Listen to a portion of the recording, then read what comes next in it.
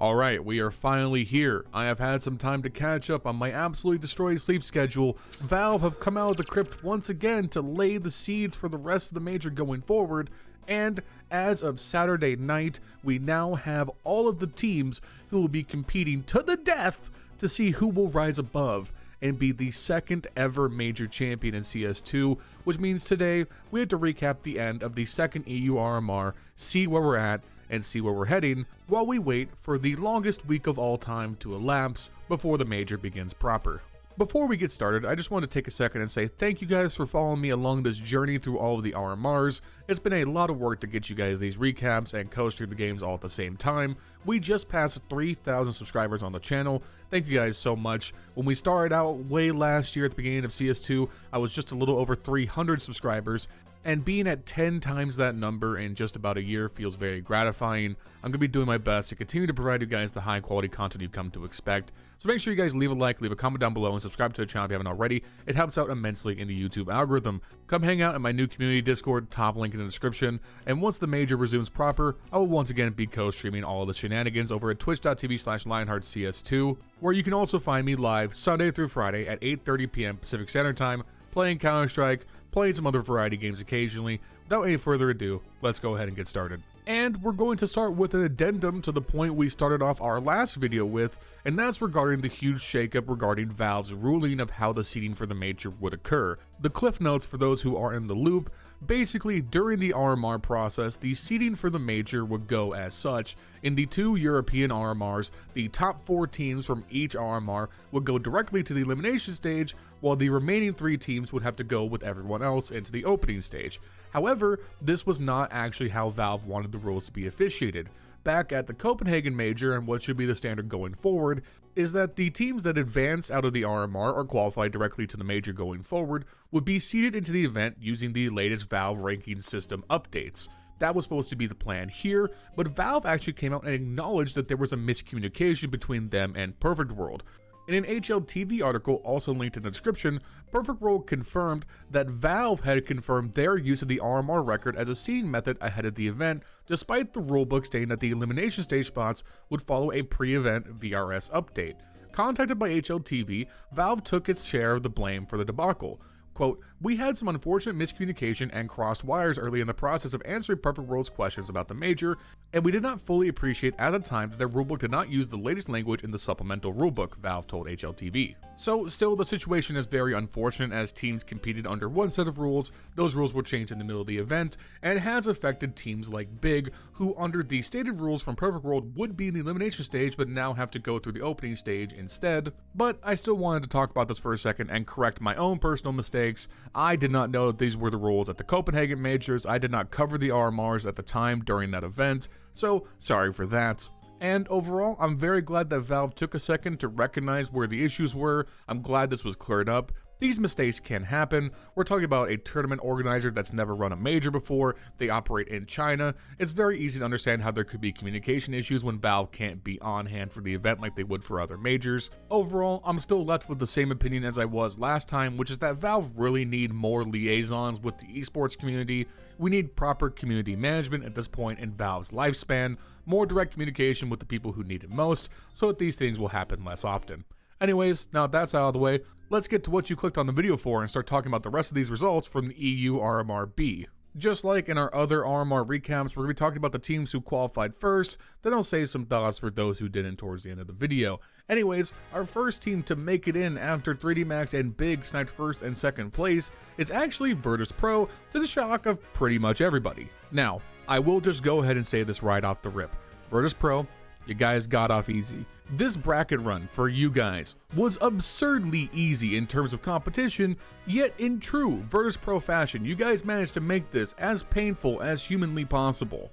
You survived your best of ones, barely, overtime game against Passion that you lost, a 13-10 win against TSM and a 13-10 win against 9 Pandas, and your first best of 3, your first chance to qualify out, you come up against Sashi, a team that no one had any expectations of going into the RMR, you lose the first map on Ancient pretty convincingly 13-7, a frankly pitiful opening game.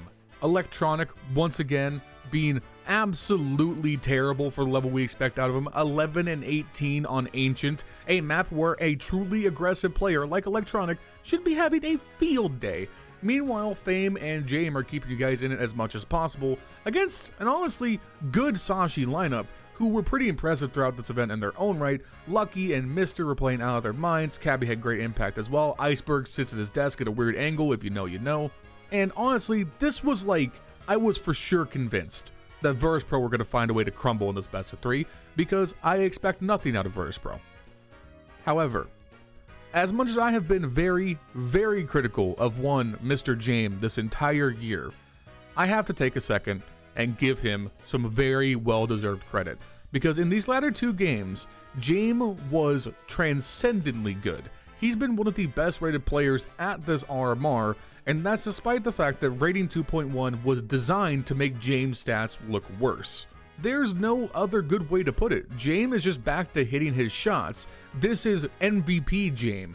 This is top 5 player in the world Jame from years past. His op looks very sharp, his rifles don't even look that bad, and most importantly, he is getting as much impact as possible while still playing the Jame style, i.e. saving as much as humanly possible.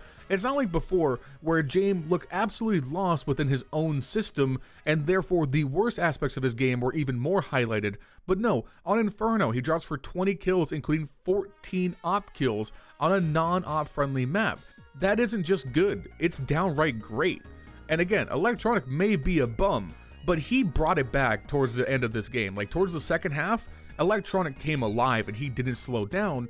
And once again, we see the briefest of glimpses of what this VirtusPro lineup could have been the entire year, where Jame is a top 5 opper in his own right. Electronic is that aggressive piece that really actually augments and changes this team's lineup.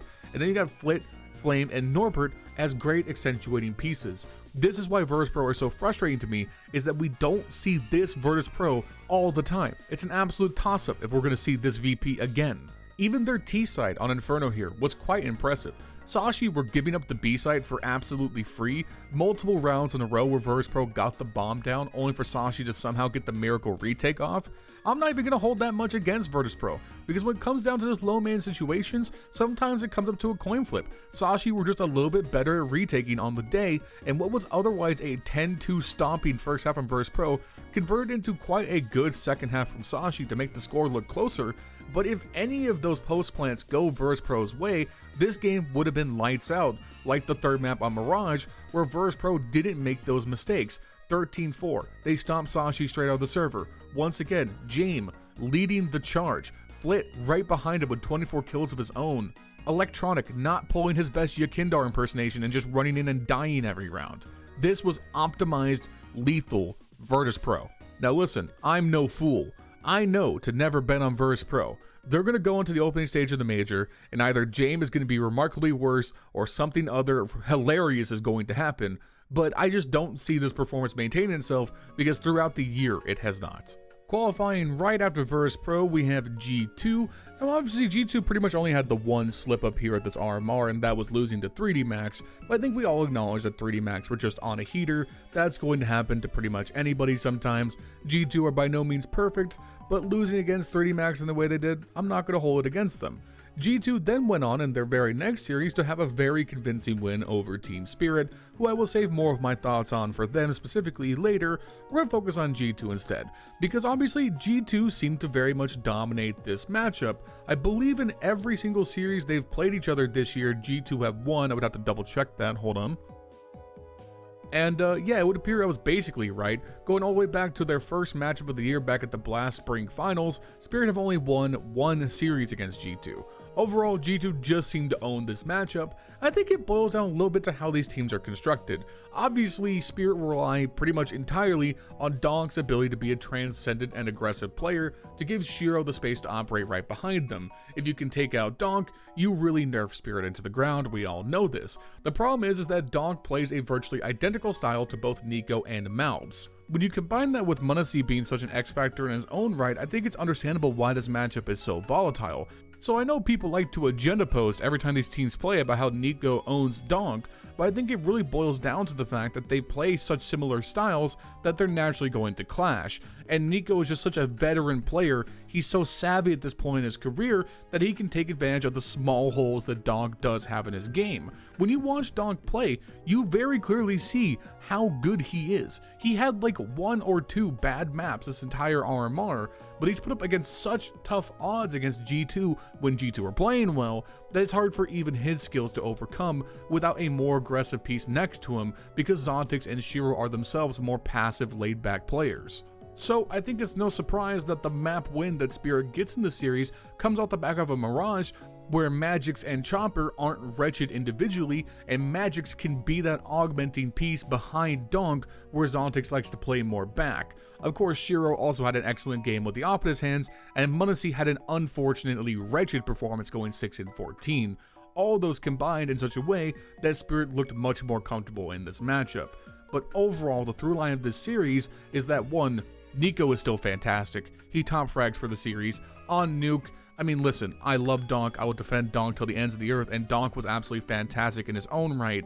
But Nico is simply built different on Nuke. You can't step to the king of the Kovac on Nuke. Everyone knows this. His outside control is legendary, and Donk literally plays the exact same spots. And they went blow for blow, tit for tat. The difference maker, well, Magix won 6-23, that certainly doesn't help, and then Spirit lost a ton of heartbreakingly close rounds down the stretch, especially heading into overtime. So yeah, this is a series you should go back and watch on your own time if you didn't, because it's an absolute highlight reel. But altogether, not really surprised you two win this. They should have never been in a position to play each other in the first place, but you know, best of ones. Qualifying after G2, we have Heroic, and I'm very glad to see Heroic go through this bracket relatively unscathed. A 3-1 record is great, and Heroic are one of those teams that I expect to be able to really do something at the major. Mark my words, though I may in fact be wrong, we'll see. Anyways, their qualifying game was against the young upstarts in Passion UA, who we will focus on in much greater detail in just a little bit. But here for Heroic, this is a pretty utilitarian series win. No nice way to put it, they got blown out on Ancient, simple as that. Yeah, 13-9 scoreline, but here, look a little deeper. It was a 10-2 first half, and then Passion showed a little bit of that nerf. It is literally their first LAN for the majority of their players, so they made a bit of a dog's breakfast of it on their T-half. But hey, when you only need to win 3 rounds, odds are you're not going to choke that unless your name is Team Liquid. So for Heroic, what went wrong here? Well, first off, Jambo is incredible on Passion, more to come on him in just a little bit. He was unreal. And then, you know, listen, shout out to Kicksan for dropping 25 kills. But if Kicksan is top frag on Heroic, that's either a problem or you're destroying your opponent. There's kind of no way around that. Dexter, Tesses, Shush, all were on the struggle bus. So listen, sometimes you just gotta concede a map, ball up top, go next. Because listen, on Vertigo, Heroic were incredible. They gave it right back. Passion, listen, they're an unexperienced team. You're going to be able to jump them with the fact that Heroic have been playing for a long time. They looked much stronger on Vertigo, a map they've been strong on all year. And then, of course, Shush, Tessus, they all had bounce-back games. And NERTZ continues to be overall fantastic, arguably the strongest, most consistent piece on this team right now. If I had to give Passion one big criticism that I've seen out of them so far, it's that sometimes their T-sides look pretty simplistic. There were quite a few rounds throughout this tournament where it boiled down to them just kind of Zerg rushing a bomb site. And listen, 5-man stomping through an area can be very effective if the trades are on point, the flashes are on point, the utility opens up the pathway for the teammates to get in there.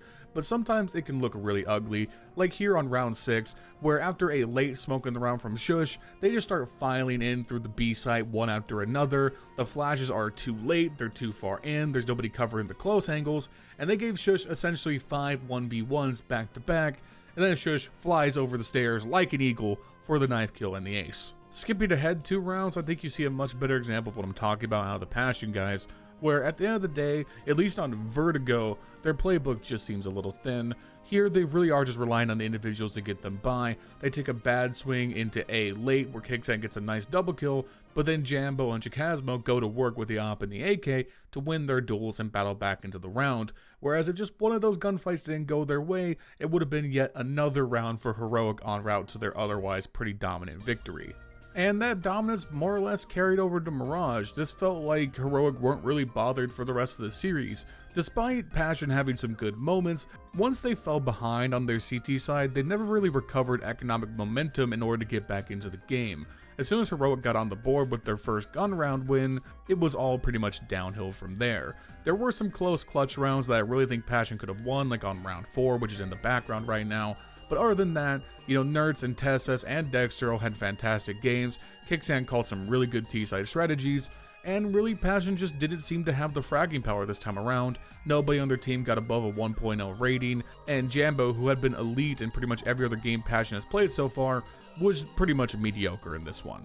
Which certainly leaves Passion in a weird position, because now they've gone 2-2. They've blown 2 best-of-3 chances to survive and get through to the major. They're down to the last chance saloon, and the question on everyone's mind is, would they actually make it, or would the youngest team to ever make a major be denied at the last possible step? But I knew these boys had it in them, especially when they ended up drawing Astralis as their last chance elimination game opponent. Because listen, obviously we all know Astralis are dealing with issues, no device, Cadian injured, no one expected anything out of them, and to their credit, I think Astralis still played overall a pretty decent level of Counter-Strike. But here, Passion had everything with them. The Counter-Strike gods wanted them to win these games, and they did, 2-0, and I only wish I was able to show you guys the clip of them qualifying. Unfortunately, I don't think I'd be able to for the sake of copyright, but please do yourselves a favor and look up the clip of these kids reacting to making their first major after nearly looking over the precipice of destruction. It's one of the best pop-offs I have ever seen in the history of Counter-Strike, and listen, maybe that's a little bit of recency bias, but honestly, I stand by it. Fear leaps out of his seat, nearly tackles one of his teammates. He throws his sleeves everywhere. The reaction is so genuine, so pure. These guys did online boot camps for 8 months, living in a house together. They've never played a full LAN. They only had one LAN appearance in a small, shitty LAN in Poland where they played 2 maps and immediately got eliminated. For many of them, this is their first real shot in a professional Counter-Strike tournament that's not been online, and they've just made the goddamn major. These kids just made life-changing money off the stickers they're gonna sell. They have shown an incredible quality of Counter-Strike throughout the proceedings. Yes, this is an upset. They are an upset team, but they were so fantastic to watch.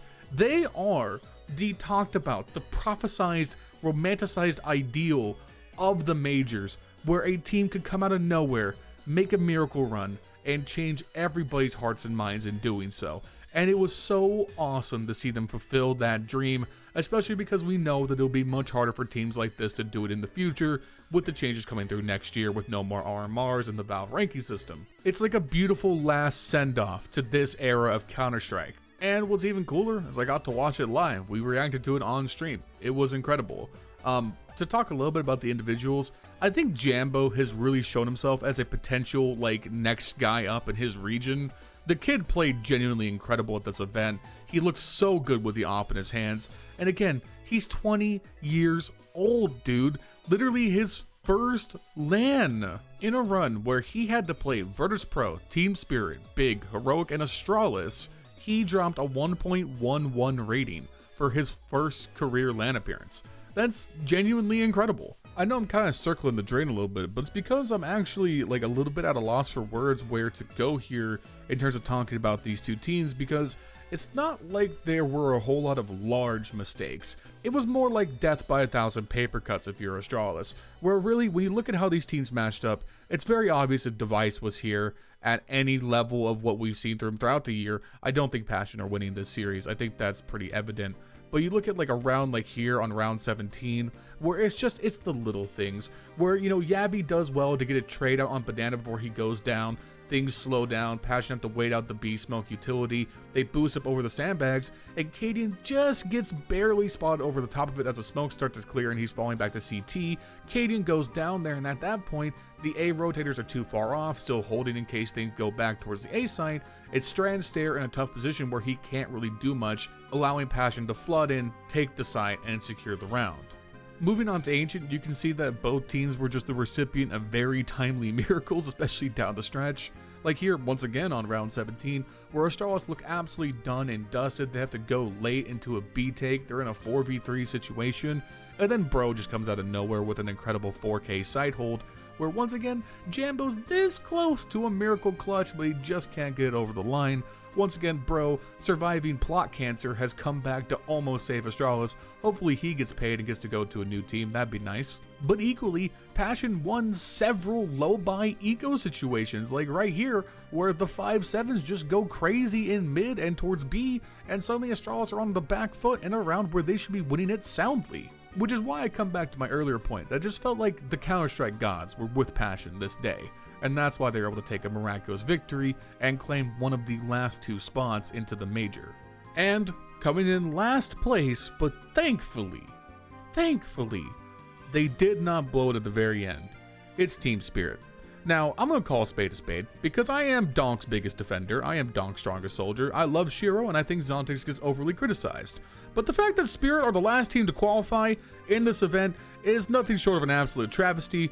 They made a dog's breakfast of what should have been the easiest bracket run of their lives, where losing to Passion really hurt them because after beating Aurora, they had the unfortunate necessity needing to play G2. And listen, as we talked about earlier, that's just not a good matchup for them, which left Spirit in a precarious spot, because at this point now it was do or die, put up or shut up, and when you consider that Spirit loved to let Donk down at the drop of the hat, I was definitely a little bit worried. But they took care of Sashi no problem, and this is where we need to start talking about the boot call system and how much it absolutely fucking sucks. Thankfully, it seems like we might be moving away from it in the future, but in short, what the boot call system is the ability to reseed a tournament in real time as the bracket continues to develop. Typically, most tournaments operate off of a Swiss system where you seed the teams before the event based on whatever ranking you choose to use, and then use that to set up the first round matchups and you reseed as the tournament goes on. But what Boot Calls does is it's designed to assign a rating score to each win. So if a team like Spirit beats a team like Bait, that is a very low ranking score under Boot Calls because Spirit are the much better team within the seeding compared to Bait. But if Bait were to beat Spirit, that matchup will be weighted much higher. So what this means is that when you take those averages out and reseed every round, it's really important who you beat and who you lose to. That means we were in a very weird spot going into the last day of competition. There were 3 matches before the 7th-8th decider. Passion against Astralis, Sashi against Team Spirit, 9 Pandas against NIP. There was no combination of outcomes where Team Spirit, by the Boot Call system, were going to avoid a 7th-8th decider. They are pretty much hoping that they got the easier of their opponents in that case scenario. But there were more things at play. If Passion beat Astralis, Passion would qualify straight through. If Ninjas beat 9 Pandas but Astralis beat Passion, NIP would qualify in 6th place and Astralis would have to play Spirit in that 7th-8th decider. So we were very much reliant on these results to get a path through for Team Spirit, where I firmly believe that Astralis and a 7th-8th decider would have given Team Spirit a lot more issue than NIP does, because let's be honest, NIP are a very wretched roster, even if Astralis are understaffed as of right now. Luckily, we got the good timeline. NIP took out 9 Pandas, though it was by no means an easy series, and then Passion took care of Astralis as we previously covered, which meant the path through to the Promised Land for Spirit was very simple. Take care of Sashi, destroy the Ninjas in Pajamas. And in short, they did. How'd they do that?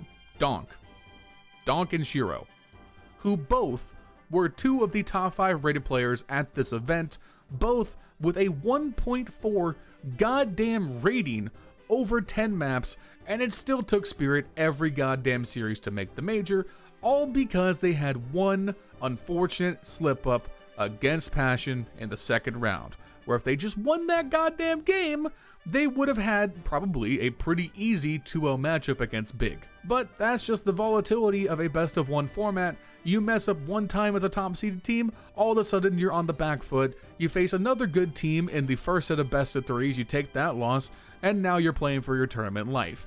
And listen, I knew in my heart of hearts that there was no way Spirit were going to mess this up, but at the same time, we all know Team Spirit. We all know what they could potentially do. Magix and Chopper are always game to disappoint me, but thankfully, Donk, Shiro, and Zontix were just super efficient, super good.